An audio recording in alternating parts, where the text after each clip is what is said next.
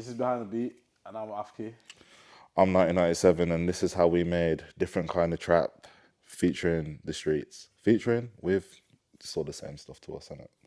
Well, we made different kind of trap. I was based in a warehouse, literally like a homemade studio, bad acoustics, literally one desk and one chair, Facts.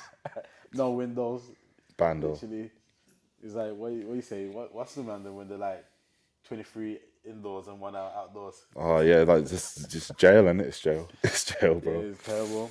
And 97 came over and he's like, yo, I want to try and make some stuff. Is that what you say for? Some stuff. Yeah, Yeah. some stuff like, Sounds accurate. and this collab is saying the streets. So we tried a couple of things beforehand. It was alright. It was alright. It wasn't really there. Just gathering ideas. I remember that that day in particular, the football was on. I don't even know what league or champion or It was the Euros. This guy don't watch football. I don't It was the Euros. Euros is on. Everyone's outside. Places. It was decent weather as well. It was quite hot. Yeah. So everyone's outside. I watched football for a bit, then I got bored, so I'm not studio. So we literally jumped across the road, back into the studio now. And I was chilling with my brother beforehand and just making little things here and there. And then 97 came round, brought our brethren as well, Key. And he's just like, yo, make a tune. No, he didn't even say anything, he was just like, make a tune. Just make a song. Nothing in particular. And I was like, cool, I just want to make something that thumps up the place, like you hear in the venues, so like woof, woof. And I was thinking, what can I do like that? So I did the typical like kicks, like constant boom, boom, boom, boom. You know, kick, snare, kick, snare, kick, snare, kick, snare. And I just started putting down ideas, and then there we go. I was ranting. I was so upset. I was just talking about life, and then I remember like we put the initial idea down, and I went to Poland. And then I sent it to Mike, and then he sent it back with his like little touch ups, like within like 2 days. And I don't know, he like kind of like he fixed the imperfections because it was a quick session. I think it was about a 25-minute session. Like it was quick. And then when I heard it in its entirety, I knew it was gonna go. Yeah.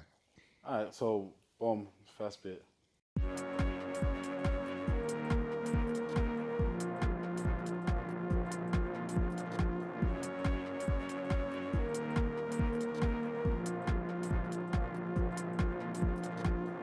So yeah, that's just literally 8-bar, constant kick, percussion in the background.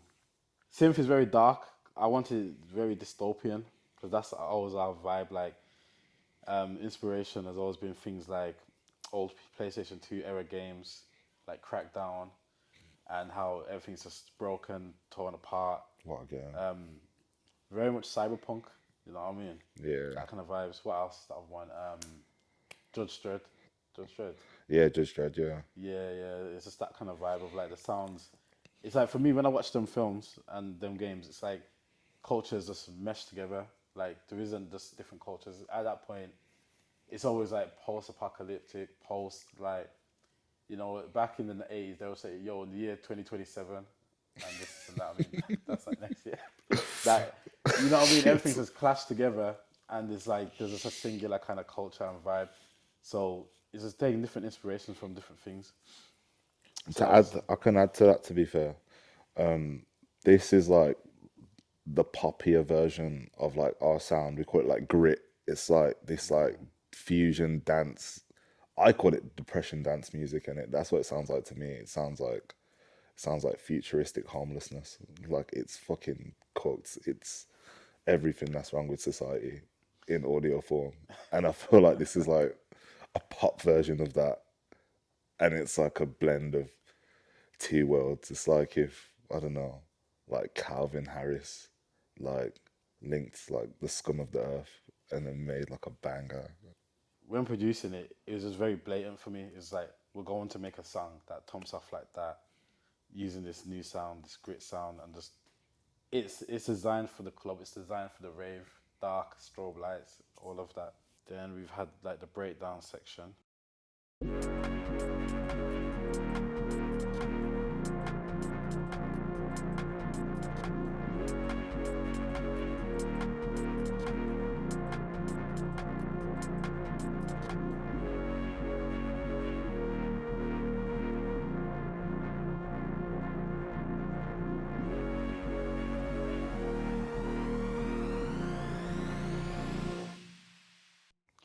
So yeah, Hate that riser.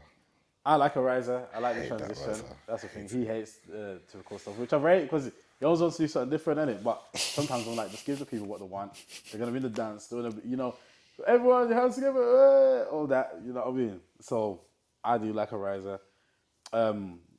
When the kick does cut out, you can hear the bass. That's like a very UK like warm, like a blatant. You know what I mean? So you can feel it. You can hear it, but when you're in the dance now, you can feel it. A lot of the time people are there, they're drunk or off other substances, and when you feel the bass in your chest, you're like, ugh, it gets to them. So yeah, that was the intro on the drop. After that, we're just straight to the dance, man.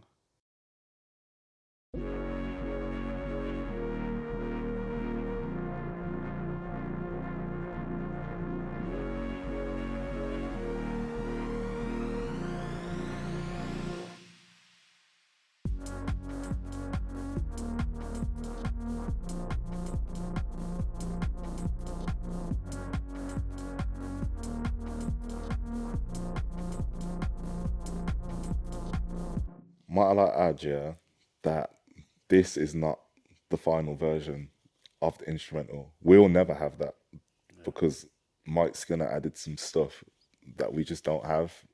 And like if we compare the sounds, they're a bit different. Like he started singing like different kind of trap. That was just like a throwaway bar for me. And he used like his level of genius. He was like, no, that's the line. Like we're gonna use that. Like he didn't talk to me about this. I can't lie. Like he just sent it me. Like he just sent me a WhatsApp file. But like he kind of took what we'd done and added like little tweaks and like structured it into a song. Like it wasn't a song initially. It was a rant. It was just me screaming, pissed about things, and like he turned it into something. So shout out the streets for that. That was 100. special. Even the vocals that day, I produce, and yeah, I do take quite long. That's one thing people do now. Hate it. And people hate it, and I'm like, yo, we're doing the production now. And I'm like, okay, yeah, we're done. All right, let's go home. He's like, no, I need to record it now. I'm like, the environment, the acoustics, all the little nerdy things, like, hey, the details, man. And he's like, nah, just record it. So we've literally made this, thanks to the other guys, some other guys next door. They had some like foam equipment of a leftover. So we built like this little hut of like acoustic, like a little soundproof hut. Literally just banged it together now. Jumped in, recorded them vocals, and they're the vocals that you use to this day on the final track. Yeah. So it's actually crazy where it was made and how it was made. These kids, man, they're too privileged. Do you know what I mean? They want like all the acoustics and that. You got kids on like BandLab and shit, just screaming into their phone. And man are telling me about acoustics, man. Like, I don't give a shit. Like, let's just do it, innit? What I did do is, you can hear it here.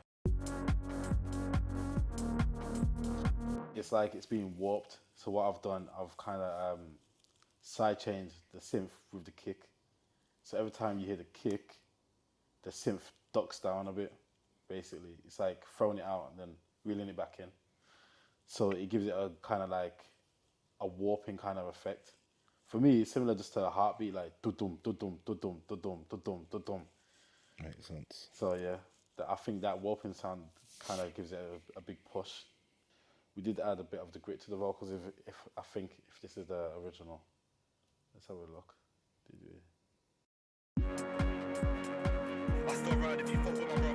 That sounds horrid. Yeah, Mike did his thing still, because we just done that quickly, innit? Yeah.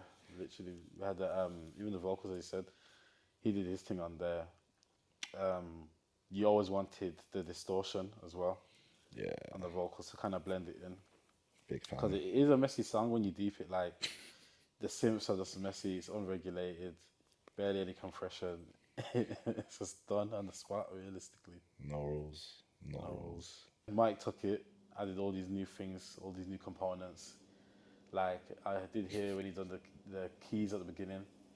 I always wondered how he thought about that one, because them keys were kind of like not random, but how do you hear that? If that makes sense. It's I don't know if it's not a sample. There's like a sound in there that like everyone recognizes, but I'm not 50 in it, so fuck knows what they're not on. But like Nice. old people be like hearing that and they're like, you don't know this noise, and I'm like, no. It's true. Because what I collect, I've heard he's on the keys, the dun, dun, dun, dun, dun. Then the synth is playing, and he's on another layer of a lead, a synth lead that goes like floats between two notes, so it's like on a glide. That's what I think is happening. Yeah. And then even his structure, the structure for it, for me, it's blatant. 8-bar intro, 16 just before the drop, and then after that it's just broken down into different alternating 16s. Yeah.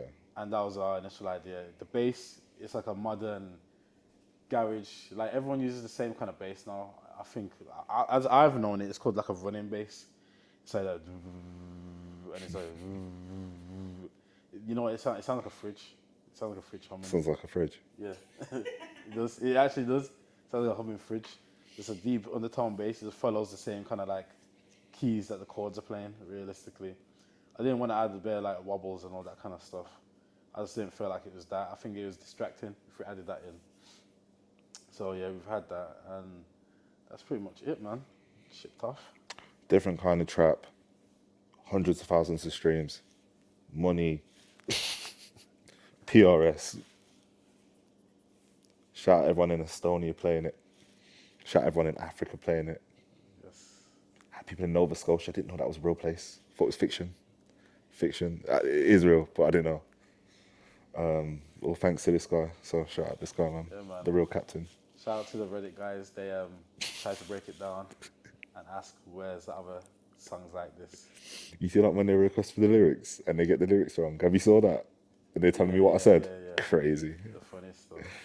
Funny. One of the random, I swear, made an account just to try and talk back to him like, you don't know, like, after you technically made it, blah, blah, blah, blah, blah. It was you, bro. That's a burner account.